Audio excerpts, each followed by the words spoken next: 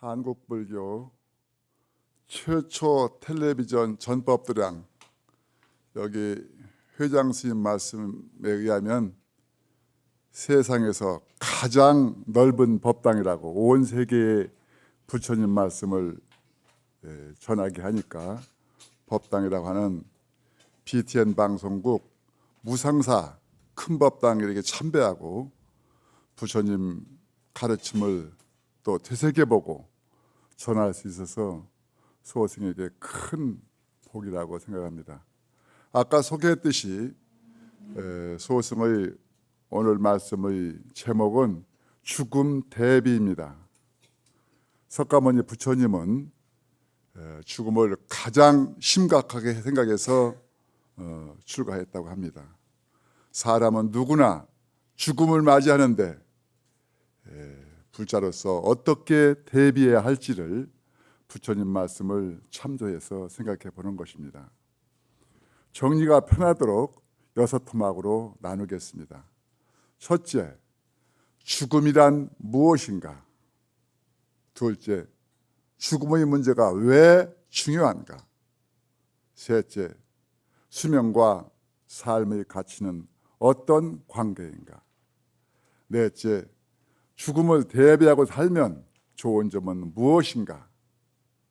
다섯째, 죽음에 대비하는 방법은 무엇인가? 여섯째, 범부의 죽음과 부처님의 열반은 어떻게 다른가? 이 여섯을 차례로 살펴보겠습니다. 각 토막마다 불경 속에 나타나는 죽음에 관한 말씀을 읽어보고 불자로서 우리가 취해야 할 수행 자세를 생각해 보는 것입니다. 불경의 인용문을 읽을 때는 법회의 편의성을 위해서 경문의 본래 취지를 지키는 범위 내에 길이를 줄이거나 또 순서를 바꾸기도 할 것입니다. 첫째, 죽음이란 무엇인가?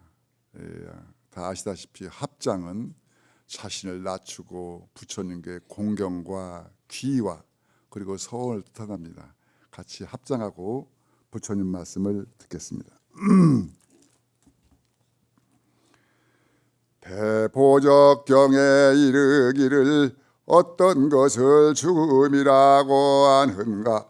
넋을 잃고 몸이 멸하며 한 세상을 바꾸어 모든 것을 쉬어버리고 지수와풍사대가 떨어져 나가며 온갖 업을 다 놓아버리나니 이것을 죽음이라 하느니라.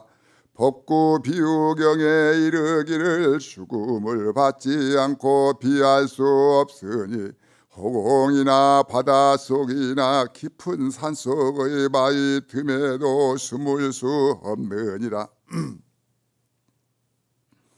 염을 끝나 먼저 합장되어야 됩니다. 육신에서 혼이 빠져나가고 모든 기관의 기능이 완전히 없어진 상태를 죽음이라고 규정하고 있습니다.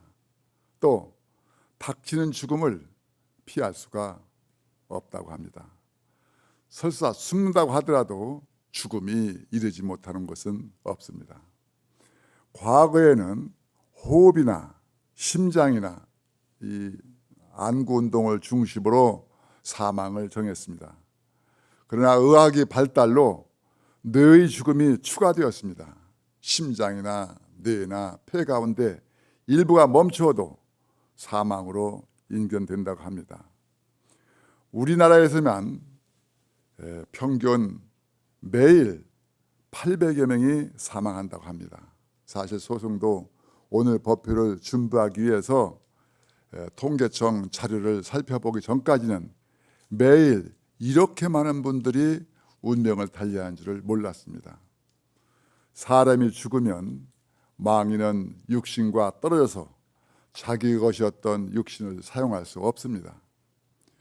육신을 떠난 영혼이 다시 돌아와서 죽은 뒤에 다시 살아난 예가 있긴 합니다.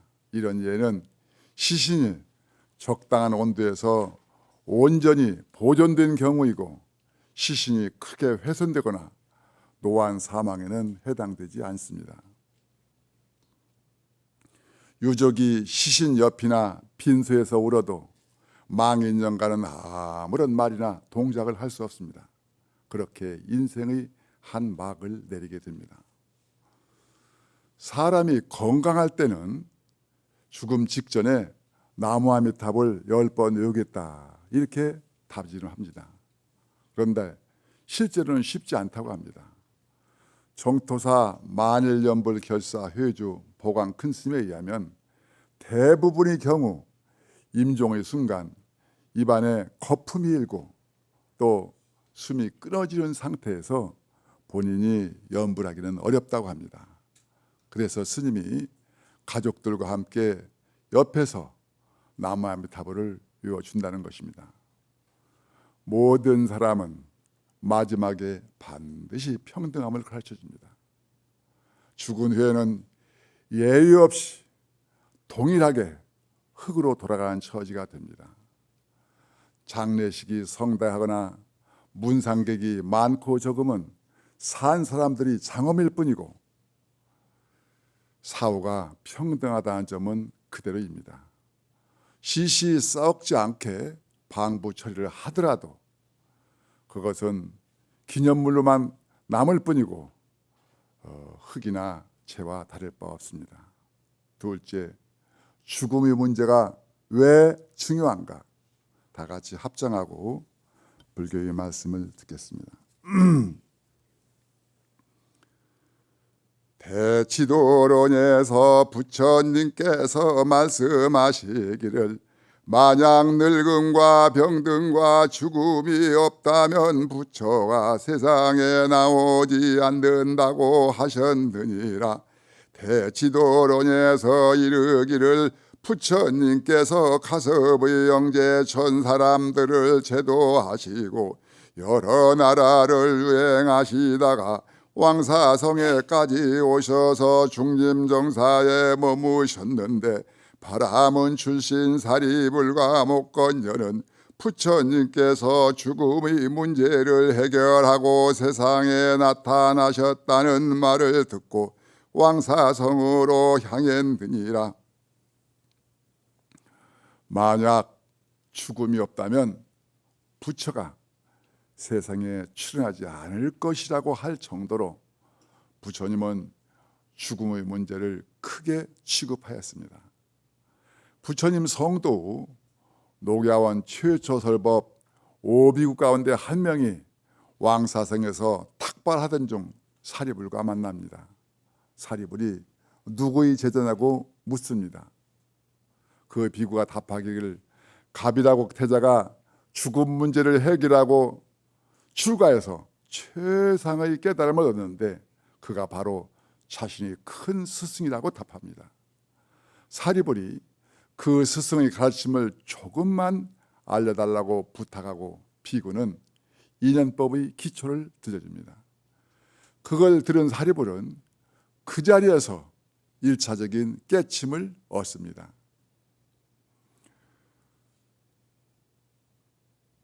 사리불이 화리에 찬 모습을 본 목건년이 나에게도 그 말을 들려달라고 합니다. 목건년도 그 말을 듣고 바로 1차적인 깨침을 얻습니다.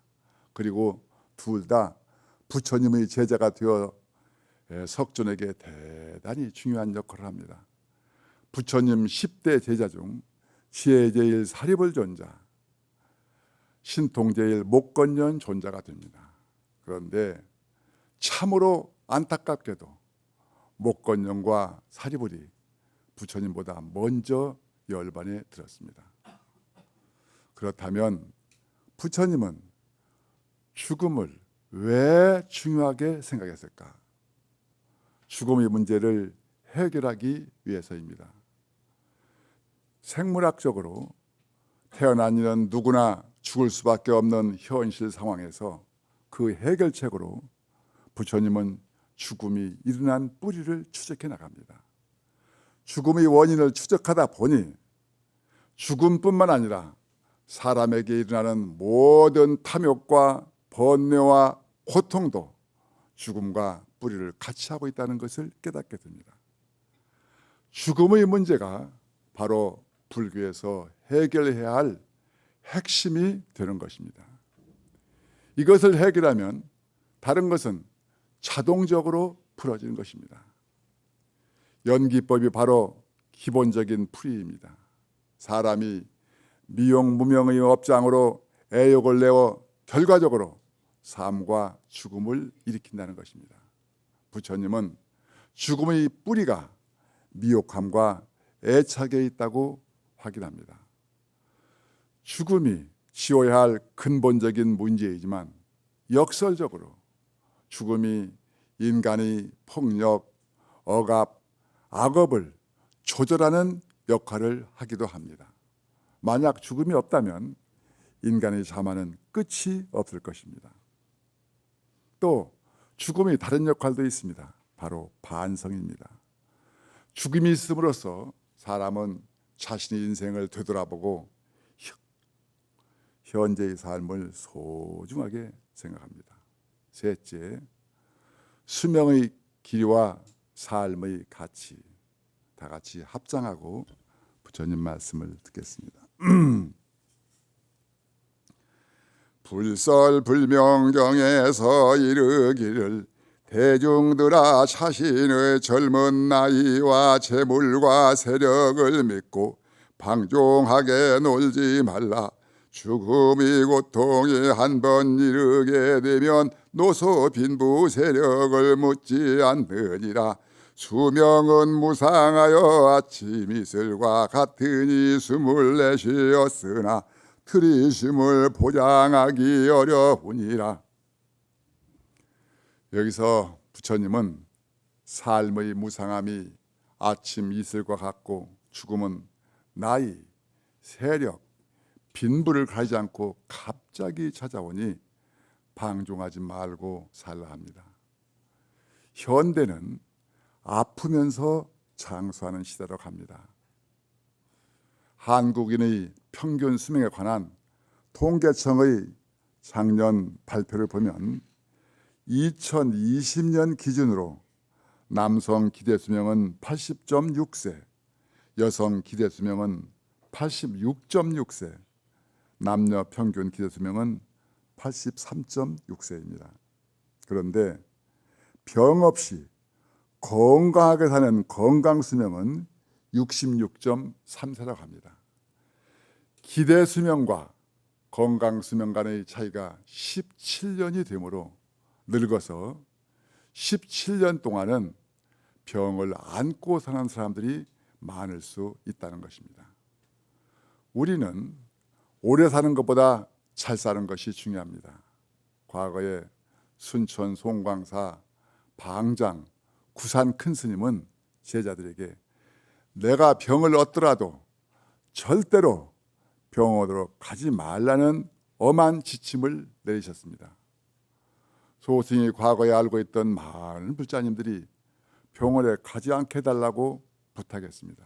그런데 요즘에 추세가 바뀌어졌습니다. 90세가 넘은 노인이라도 약간의 병증이 있으면 바로 앰뷸런스를 부릅니다. 노후의 병고 기간에 부모들은 자손들과 정을 떼는 시간을 갖습니다. 노병에 괴로워하는 모습을 보는 자손들이 안타까워하면서 회복하지 못할 바에야 고통을 덜 겪고 가셨으면 좋겠다는 생각을 합니다. 불자님들은 여기 있는 분들 포함해서 대부분 자신의 위험을 지키며 떠나고 싶어 합니다. 그런데 위험을 지킨다고 할 때 흔히 배변 문제가 가장 중요시됩니다. 가령 며느리 시중을 받는 시아버지가 대소변 실수를 했을 경우 그 흔적을 없애기 위해서 기어서 화장실까지 가고 거기서 나름대로 씻고 빨고 처리합니다. 그러나 실제로는 여기저기 오물을 묻힌 결과가 됩니다. 요양보호사를 두고 있는 경우에도 평생 깔끔하게 살아왔던 환자는 약간의 배변 실수도 창피하게 생각합니다. 일생 동안 자기 청결 관리 원칙이 무너졌다고 생각합니다. 또 전문 요양시설 기피 문제도 있습니다. 비교적 건강하고 거독이 가능한 한 80대 후반 노인이 있습니다. 스스로 배변 문제를 처리할 수 없습니다. 그런데 완전 치매는 아닙니다. 요양원에는 절대 가지 않겠다고 합니다. 요양보호사를 둘 만한 경제력은 없습니다. 자손들은 난감한 처지에서 고통스러워합니다.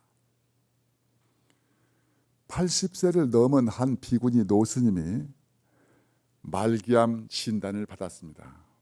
상좌 스님들이 시중을 드는데 노스님은 주변에 폐를 끼치기 싫었습니다. 제자들이 항암 치료를 받자는 권유를 뿌리쳤습니다. 진통제라든가 소화제를 비롯한 일체의 약을 완전히 끊고 미음만으로 21일 동안 지내다가 입적하였습니다. 소승 주변에 현재 90세의 화엄성 불자님이 수년 전에 암 진단을 받았습니다. 효십지극한 아들과 딸들이 수술 받기를 권했습니다. 그러나 그 불자님은 수술이나 항암 투약을 거부하고 죽음이 오는 대로 받아들일 결심을 했습니다. 소승을 비롯한 도반들은 죽음을 피하지 않는 그 수행력에 감탄하기도 하고 인생 모상과 슬픔을 느끼기도 했습니다. 그런데 암 진단 받은 지 수년이 지났지만 지금도 멀쩡하게 살아 있습니다. 대소변을 비롯한 일상생활에 전혀 문제가 없고 정기법회나 각종 행사에 참여까지 합니다. 신심과 정신력으로 암과 죽음의 공포를 극복하는 듯합니다. 앞에 말한 저 비구니 노 스님께서 항암 치료약을 끊은 것은 자살과는 완전히 다릅니다. 노 스님은 말기암이라는 병고를 업장소멸의 과정으로 생각해서 고통을 무릅쓰고 의연히 받아들인 것입니다. 자살하는 사람은 살인을 저지른 것과 같습니다. 금생에 받은 내 몸이 탄생시켜준 부모의 것도 아니고 또 온전히 내 것도 아닙니다. 이 우주 법신의 것입니다. 자살하는 사람에게는 죽음보다 더 큰 절망, 억울함, 배신감, 분노, 허탈, 고통이 있을 것입니다. 자신이 아니라 세상을 위해 실망이나 부담을 주기 싫을 수도 있습니다. 너무도 부끄러워 죽음 뒤로 숨을 수도 있습니다. 그러나 어떤 이유로든 자살은 살인입니다. 모든 사람에게는 닭업생내의 업장이 있습니다. 금생에 받는 삶의 고통이 아무리 심하고 힘들더라도 살아서 그 업장을 녹여야 합니다. 본인이 받아야 할 과보업장을 다음 생으로 떠넘기면 안 됩니다. 작년 자살 예방 백서에 의하면 2020년 기준에서 우리나라의 자살자 수는 13,195명으로 OECD 국가 중 첫 번째라고 합니다. 전체 자살자 수를 365일로 나누면 매일 36명이 평균적으로 자살한 셈이 됩니다. 오죽하면 자살할까 하는 측은심과 동정심도 들고 막판에 몰려 자살하는 사람들에게 도움의 손길을 내밀지 못한 죄책감도 듭니다. 우리는 최선을 다해 내 목숨의 가치를 누려야 합니다. 나름대로 삶의 의미랄까 행복을 찾아야 합니다. 불잘미를 다 아시다시피 보통 사람들은 행복의 기본적인 조건으로 건강, 재물, 사회적인 대우, 배우자를 포함한 좋은 인간관계를 꼽습니다. 마음 건강을 위해서 현실에서 일어나는 일에 긍정적이어야 합니다. 세상을 부정적 또는 냉소적으로 보고 일어나는 모든 일을 부당하고 타락하고 추하고 잘못되었다고 비판하면서 그것에 혐오감을 가지면 자기 속으로 움츠리기 쉽습니다. 그러면 요즘 유행하는 우울증에 빠지기 십상입니다. 세상을 긍정적으로 보기 어렵고 주변에서 일어나는 공동체 일에 협조적으로 참여하기가 힘들어집니다. 흔히 불교는 속세를 버리고 숨는 은둔주의라고 생각하지만 그렇지 않습니다. 처음에는 현실을 보고 다음에는 그것을 버리고 피하지만 다시 돌아서 인연법을 활용하여 현실을 긍정적으로 받아들입니다. 성철 큰 스님 법문으로 아주 유명한 1단계 산은 산이요, 2단계 산은 산이 아니요, 3단계 다시 산은 산이라고 하는 것과 같이 먼저 현상을 보고 부정을 거쳐 긍정으로 돌아오는 것입니다. 멀고 가까운 세상사나 주변사에 대해 긍정적이고 협조적인 건강한 마음가짐이 행복의 중요한 요건이 됩니다. 사람답게 사는 삶에 감사합니다. 재물은 대단히 중요합니다. 소승이 알고 있는 70대 노부살님은 고정된 직장이 없습니다. 기초 수급자로서 받는 매월 수십만 원과 여기저기 닥치는 대로 노동해서 받는 돈으로 한 달 한 달을 간신히 살아갑니다. 그분은 경제적으로 최하위 계층입니다. 다행히 몸은 건강하고 신심이 장합니다. 기초수급으로 받는 혜택이 국민의 세금이라고 생각해서 국민과 나라에 늘 감사하며 불도를 닦고 있습니다. 경제적으로 이런 예를 수용할 수 있다면 돈 때문에 불행할 수는 없을 것입니다. 불교에서의 만족은 많이 이루거나 가지는 것이 아닙니다. 현재 가진 것을 흡족하게 여기는 것입니다. 생활에 불편이 없어도 이루고 가진 것이 많아도 그것에 대해 만족하지 못하면 그것은 불만이요 불행입니다. 다음은 자신과 세상의 관계입니다. 사람들이 나를 무시하거나 함부로 대하거나 험담하거나 비웃으면 내 기분은 좋을 수가 없습니다. 자존심이 상하면 괴롭습니다. 세상 또는 주변과 가능한 멀리하고 싶어집니다. 그런데 불교 인연법에서 볼 때 오늘의 내 현실은 전생의 결과입니다. 이 상황에서 불교 공부한 것을 마음껏 활용해야 합니다. 불교의 보살도 정신은 고통은 내가 받고 즐거움은 남에게 주는 것입니다. 나를 힘들고 고통스럽게 하는 행동들을 뒤집어서 남을 존중하고 섬기고 위하는 것입니다. 그러면 기적과 같은 반전이 일어납니다. 세상이 나를 존중하고 위하게 되는 것입니다. 결과적으로 보살행의 대인 관계는 나를 행복하게 만듭니다. 우리는 가족을 위해서, 주변을 위해서 자기 마음대로 살지 못하는 경우가 많습니다.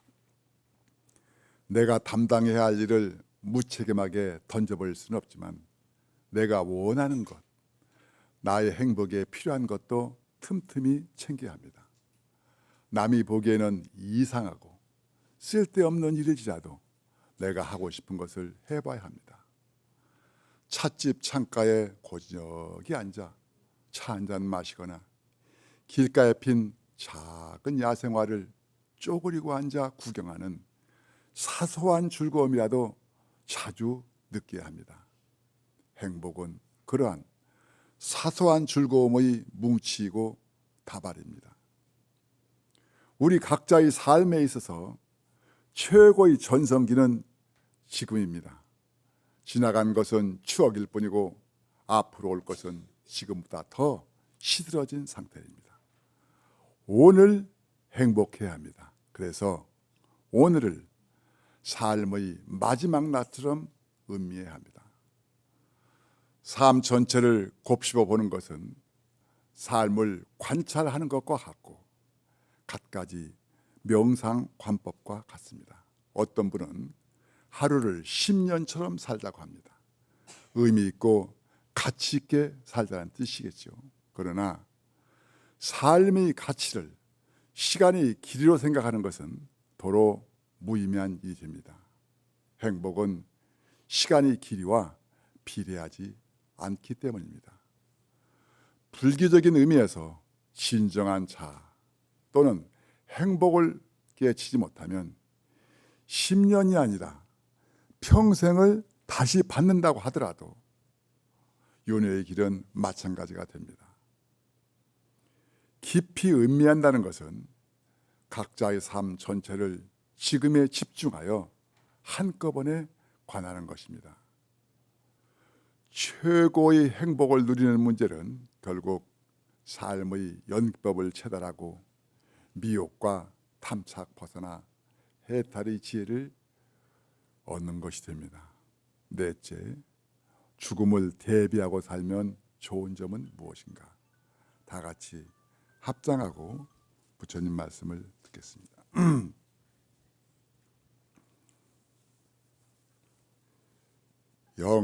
영락처태경에 이르되 몸은 항상한 것이 아니니 보시와 지계와 선정을 닦으면 나고 죽음에 떨어지거나 빠짐을 두려워하지 않느니라. 비록 나고 죽음에 있어도 새가 날아가 버린 허공에서 형태나 그림자를 볼 수 없는 것과 같으니라. 묘법 성염 처경에 이르되 만약 때묻은 마음 버리고 경계에 집착하지 않으면 나고 죽음이 침해하지 못하여 항상 진실로 고요한 즐거움에 머무르리라. 부처님 가르침 따라 생사 벗어나는 수행을 하면 죽음을 두려워하지 않게 된다고 합니다. 또 욕망의 경계에 흔들리지 않으면 나고 죽음이 끼어들지 못하고 고요한 즐거움만 있다고 합니다. 자신이 건강만 믿고 이를 크게 버리다 사소한 사고가 큰 병으로 진행되어 죽음을 눈앞에 두고 나서야 당황한 사례를 많이 봅니다. 화물사고로 80대 중반이 넘으면 죽음은 언제든지 찾아올 수 있습니다. 이 시기에 이르면 항상 죽음이 근처에 서성이고 있음을 알아차려야 합니다. 갑자기 사고, 병고가 찾아와서 죽을 수밖에 없는데 처리할 일이 아직 많다는 생각에 삶을 연장하려고 하면 고통스럽고 딱하기만 합니다. 오히려 죽음을 당연스럽게 받아들일 때 불안과 공포가 없어집니다. 죽음을 받아들이면 남겨진 삶을 깊이 있게 곱씹으며 누리게 됩니다. 삶의 기간을 예측하고 언제든 떠날 수 있습니다. 삶을 정리할 시간을 벌고 품위 있는 죽음을 준비할 수 있습니다. 미리미리 차근차근 속옷, 사진, 일기, 편지, 남에게 줄 수 있는 물건이나 버릴 것을 정리할 수 있습니다. 일생의 모든 인연에 감사를 표할 수 있습니다. 다섯째, 죽음에 대비하는 방법은 무엇인가? 다 같이 합장하고 경론의 가르침을 듣겠습니다.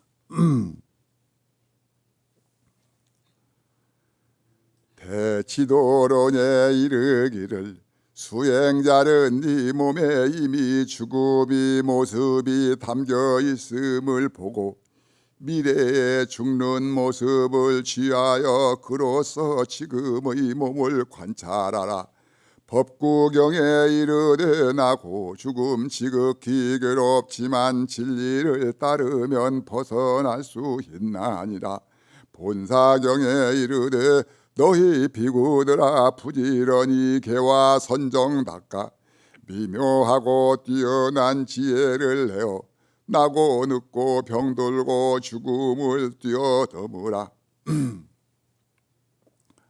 삶의 몸에 이미 죽음이 담겨 있으니 미래에 예정된 죽음으로 현재의 자신을 관찰하라고 합니다. 또 열심히 수행하여 죽음을 뛰어넘으라고 합니다. 모든 삶은 독특하게 아름답습니다. 나름대로의 가치, 의미, 성공, 생애, 경험 등을 관찰하고 음미하는 것입니다. 자기 삶은 비교할 수 없습니다.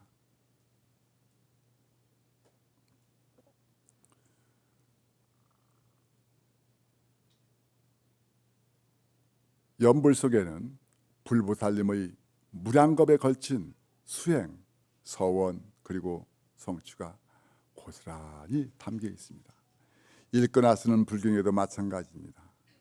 관법 명상하니는 내 몸과 마음이 세상사와 어울려서 일어났다 쓰러지는 것을 관하고 나아가서 자신의 삶 전체를 한꺼번에 관하기도 합니다. 참선하는 일은 처음에 삶 전체를 한 점으로 모아서 관하고 마음법이 하나로 압축되는 경계에 이르면 화두를 듭니다. 화두 하나에 자기 삶의 전체 장면이 담겨 있는 것입니다. 내 삶의 고뇌나 기쁨 조각들을 빠짐없이 촬영하여 작은 메모리 카드에 담고 그 전체를 나타내는 제목을 붙인다고 쳐보지요. 또 무량겁을 닦아온 불보살의 수행과 서원에 제목을 붙인 것이 불보살의 명호라고 쳐보시오. 내 인생 전체 드라마의 제목과 불보살 명호를 합칠 때 연불 속에는 나와 불보살이 모든 것이 담겨 있습니다. 연불은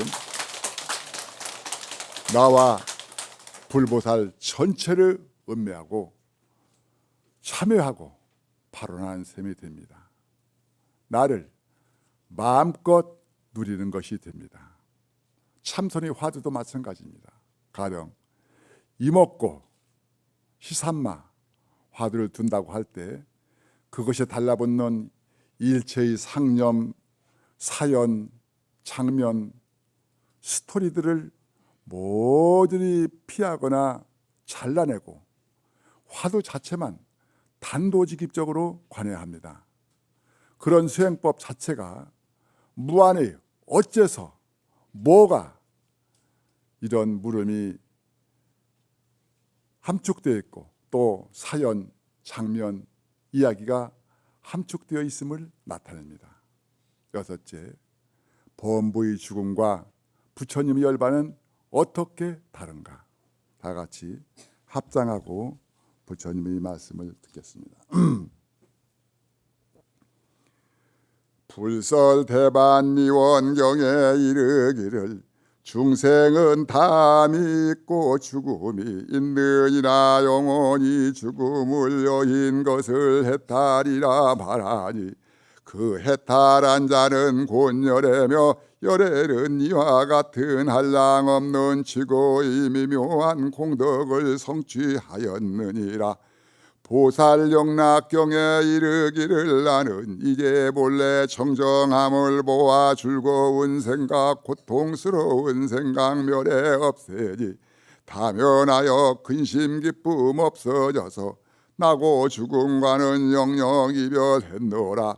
법화경에 이르기를 나는 성불한 지가 매우 오래되어 수명이 한량 없는 하승직업에 항상 머물러 멸하지 않느니라. 중생의 죽음과 부처님의 열반은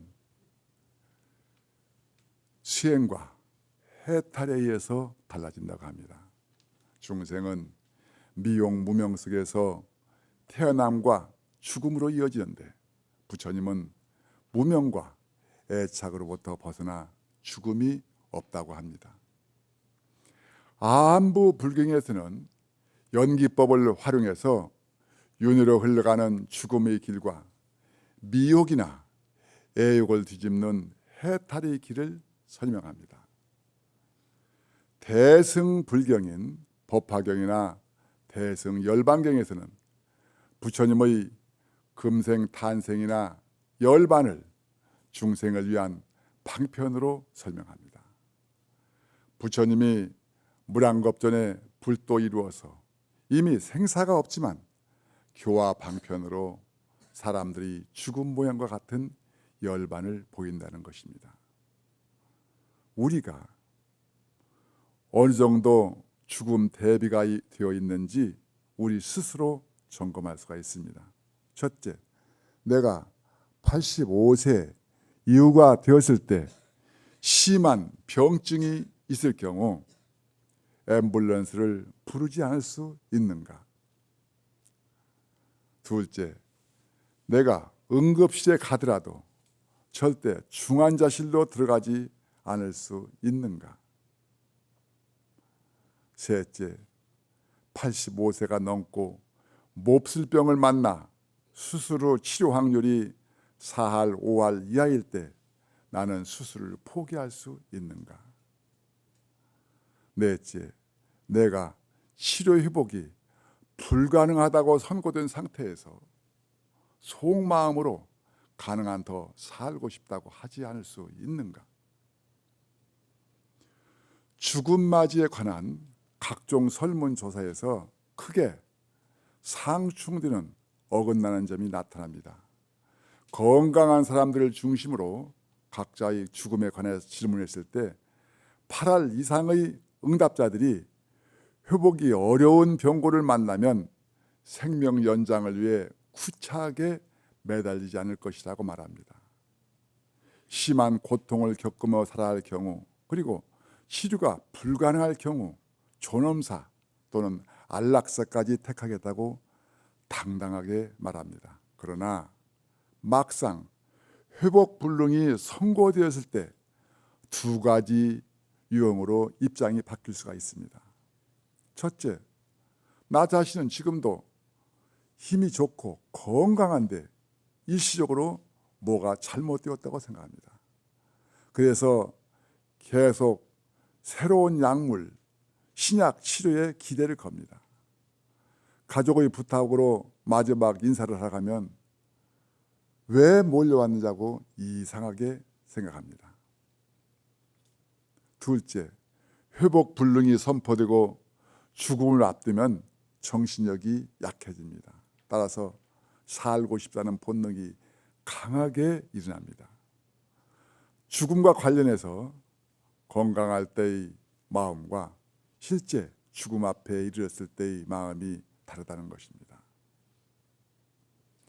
병의 종류, 연형, 환경이 천차만별이므로 병원에 갈 것인지 말 것인지를 획일적으로 정할 수 없습니다. 죽음을 맞이하는 수행자의 지혜와 결단으로 정해야 합니다.